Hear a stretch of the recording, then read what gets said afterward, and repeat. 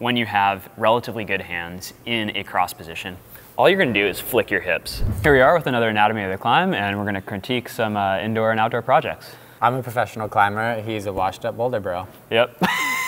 Yeah. Where's my beanie? Ooh, a triple pump. A quadruple pump. Okay, there it goes. And we have Sick. Sick, good flexibility, once again. Oh yeah, just go for it. You got it, just go for it. Setting the heel there is in a really secure position, and so that helps to kind of like initiate this move and start getting you rocked up.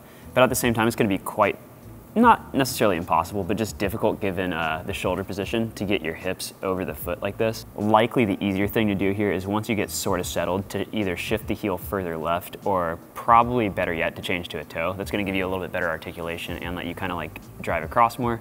And so if the foot ends up being kind of on the nearest positive part of this, rather than kind of set over here, it's a relatively small shift, but at the same time, it's gonna make dipping the knee and getting sort of like slid across quite a bit more practical. And if you do get that body weight centered over the foot better, just don't forget, you still need to have some leg strength to at least help you push out of there. Yep. Like, you don't want to just depend on your shoulder to push out of that position, so. And you generally don't need extravagant leg strength for climbing. There's a difference between trying to be well-rounded and basically trying to train all weaknesses and training relevant weaknesses, right? So it's like, if you have way stronger legs than arms, you could be like, oh, well, my legs are lagging. But at the same time, if it never holds you back, then you're like, well, they're strong enough, you know, and you need to train to sort of the things that are enabling it. You get good return from sort of like picking the low-hanging fruit and all that. But sometimes we go a little too far down that rabbit hole and you start training things that, while potentially useful or relevant in some sense, don't actually address your goals, nor are they actually holding you back. And so when you're thinking about the weaknesses to train, you just want to make sure that they're still relevant to your objectives. Yabo start. Sick, whap. I remember when I first, in a guidebook, read Yabo start. Like, what is a Yabo? We were in J-Tree, we didn't have any connection. Yeah. When you start seeing people like initiate a move really staring at the hole they're going to, they're often in trouble because they're not really thinking about where their body needs to be. Or at least it's become sort of like second order, you know? You're just hoping to get that next hold? Nah, it's just your focus shifts, right? So it's like, instead of thinking about like, okay, I need to be here and there's a hold, you're just like, hold, in a way. Super easy to do, you know, you start to feel kind of out of balance. You're like, if I can just snatch this. Yeah. But it gets you kind of like a tunnel vision that tends to be either inefficient or just like insurmountable. Whenever possible, you want to feel the point that you're gonna move become unweighted, right? It's currently being used to sort of press across here. It's probably holding him in more than anything.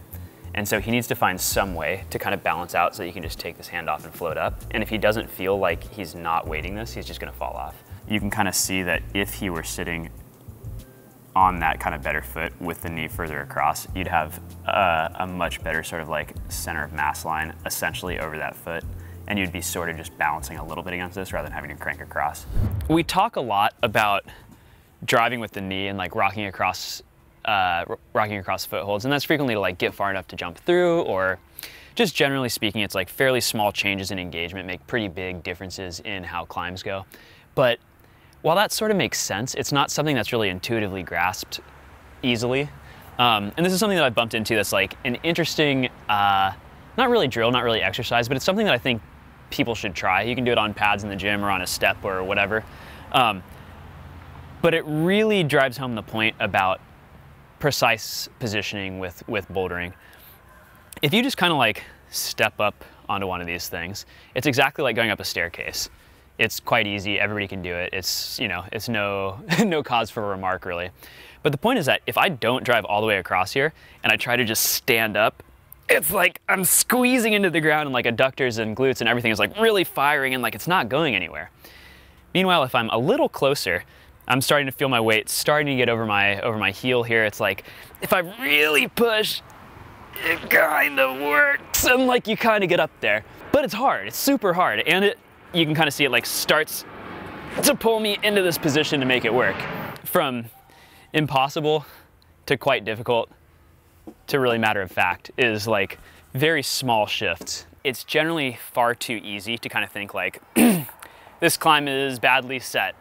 This climb outside is morpho. I need to have stronger fingers. I need to be taller. I need to be better. Like all these things that you're sort of like, okay, next time I'll be able to do this for reasons. It's not super actionable, and it's really useful to see these cues where it's like, I'm trying something that I think I should be able to do, and it feels super hard, impossibly hard. It should be sort of reframed as like a cue that you're not doing it quite right, that your body position is a little bit off, and because of that, it's feeling like quite physically daunting. So anything that's in your range just should very rarely feel like physically insurmountable. And so it's really useful to have that as kind of a suggestion that you're missing something rather than just feeling like defeated. We're not even gonna watch the start of this, just check out the end. We're gonna just tell you this guy smashed the bottom, smash, smash, smash, look how fast he's climbing, excellent, smash, smash, He smash. did some inverted rows Okay, at the bottom. Sick. So we get into the end here. He's set up on these side pulls. He's trying to translate from one side pull to the other and then rotate through to the top. Boosh. Okay, and he falls off. So generally speaking, side pull is side pull. Anytime you're trying to like roll through these sort of unopposed positions, jugs happy, in between, very sad. So he gets kind of set up here, and they're both luckily in-cut enough that he's able to control it, and he's opposed enough through the left hand that he's kind of pinned here. But now that he kind of tries to just like pull up to this jug, he ends up falling off. The way that he's generating here is by, oops, we got one of those already, by pulling through this hand, as you can kind of see him trying to sort of like row that up here.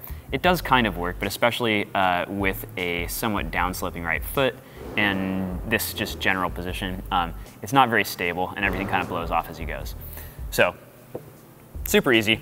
If possible, when you have relatively good hands in a cross position, all you're gonna do is flick your hips. So hips lead into shoulders, you drive your knee in, you essentially think of dropping in the other direction and trying to do it relatively dynamically. If you can just flick this side into the wall, it's gonna just carry you up to the finishing hold, and you're gonna do it while having force through the holds throughout.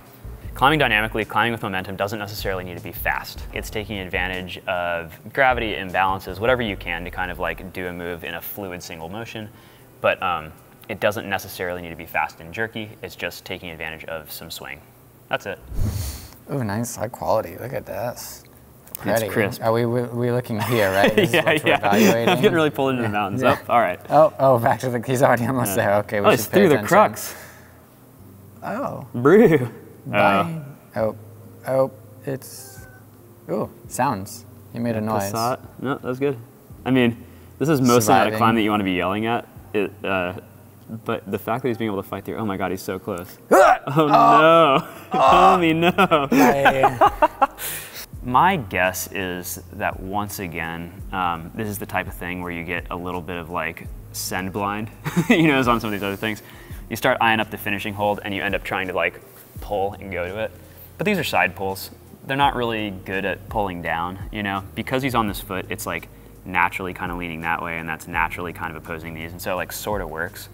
But almost always with this sort of thing, if you instead generate like that way, it's gonna pull you through the hands and you're gonna be able to kind of like slingshot up to it. Yeah, you see, he just goes directly straight. So he's yanking on this thing. If you generate more in like this kind of direction and kind of swing up, it's just gonna give you a lot more control, a lot higher, and it should be pretty easy to get like way, way above the jug. If you're just pulling straight, you're stuck. And so the only thing that happens is you come out, which is generally disadvantageous both to the hold and to the distance. And so you generally want to make room so that you can track along your body and generate sort of more power longer. Almost always with side pulls, you don't want to go just straight, you want to go like around it up, and that just gives you more room for this to travel. Now here's the thing though. I feel like the actual beta he's missing out on is if he had the Kaya app, he may have actually been able to see some other like beta videos and seen some other people try that, and then he probably would have sent it. Do I want to say author? The new creator? Eric Bissell and I just completely redid the Bishop bouldering guide. We walked out to 2,000 boulders, double checked everything, added a ton of new lines. For those of you who haven't run into it already, Kaya is a new app in the climbing space that tries to provide solutions to many of the regular questions and problems of climbing. It's like an Instagram feed just of climbing. It gives you a space to log your ascents, much like A-Day, but with, I think, a greater degree of dexterity and ease. And it now offers guidebooks as well. It's a better Instagram, better mountain project, and better A-Day, plus guidebooks. Right. Boosh. So we kind of talked about this before, but I mean, a lot of that, some of these kind of moves are very row-like. So, Yep. you know, pull-ups are important, but inverted rows, we'll go back to it, but just as important. And rows and pull-ups play really nice together, so they're often a good pairing.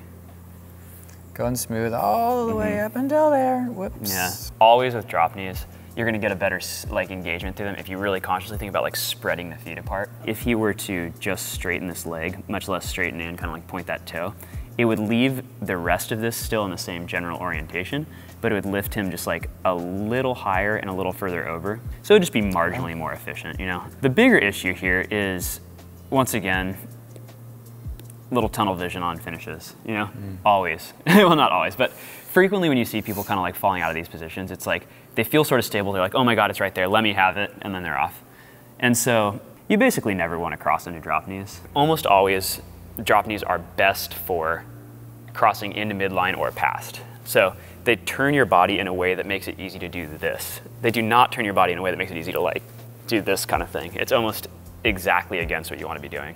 If you sort of realize that, you can pin this position like he is and kind of like sneak one of these, but it's not going to let you move up nicely like this. And so what you see happen here is as he starts to reach up, he's not really consciously thinking about that. He's not consciously maintaining that twist drop knee position. And so as soon as he goes up to this, as soon as he kind of like looks at it and you see this hand starting to disengage, watch his shoulders. Yeah, his torso rotates too. Here he's stable. Here he's not so stable. And as soon as he kind of goes through further and he gets kind of up like this, now it starts to pull his hips with him. This comes disengaged, this starts coming out this way and everything just blows off. Yeah. You really kind of need to just like collect yourself and take the time to like square up. And that's gonna load the shoulder more, you're gonna sag more, you're gonna be nice and solid to come in like this. Cool. Sorry, I had too much coffee this morning. Makes me aggressive. I'm not quite there yet. I'm on the defensive caffeinating side. I'm on the attack.